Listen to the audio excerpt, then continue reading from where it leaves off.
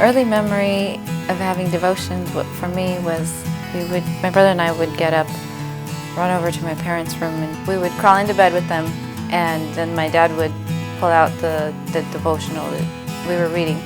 We would have family worship in a living room, sit in the couch chairs.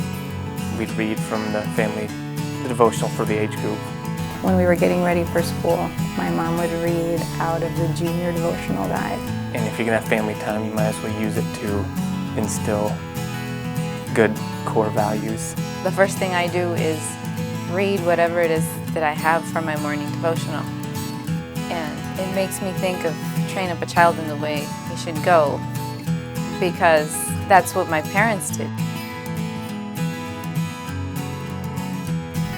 I like to have it really early in the morning.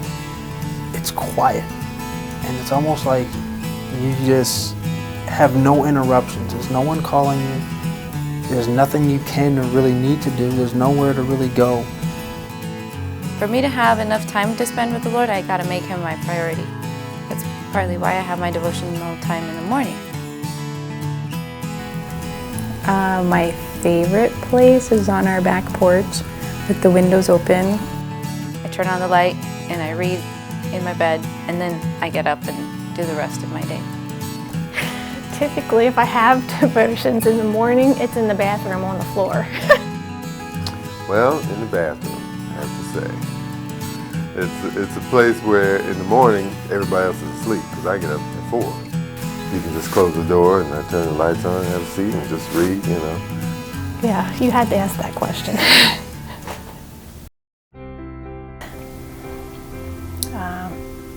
It's kind of like a New Year's resolution. I start out good, and then life gets in the way, and I'm trying to hurry to get to work on time. In the busy life, it wasn't as top priority as it should have been. Life, children, family, work. I was working 2 jobs and going to school full time. And I'd literally get about 3 to 4 hours of sleep at night, and it was killing me. Time for devotion was not always there. But I found that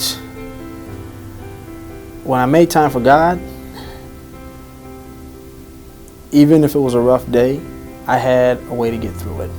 I would say you probably don't have time not to do devotions.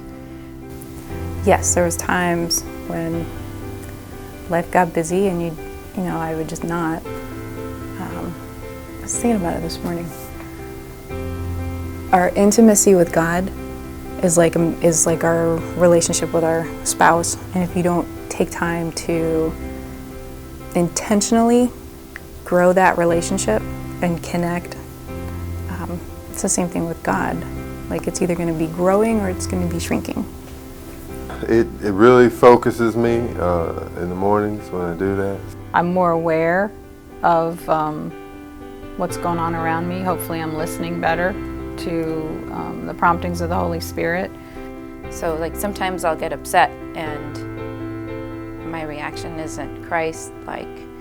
And later on in the day I'll realize that it's because I didn't start my day with Him. Starting with my day with devotions, I just feel more protected, I guess. Whatever little bit that you have, when you're able to take that devotion outside the front door and into a world that is hurting, it makes you going back to that devotion something you want to do and something that becomes part of you. But then we sit down for breakfast. After we all finish eating, we get out the Herald devotional book. And it's really been a blessing. I like the women's devotional because it reminds me that there are other women out there that maybe are going through some of the same things that I've been through or are maybe facing in the future. I love that we have a devotional book program. I love that someone that is connected with Christ has prayerfully written a thought, a message that I can plug into.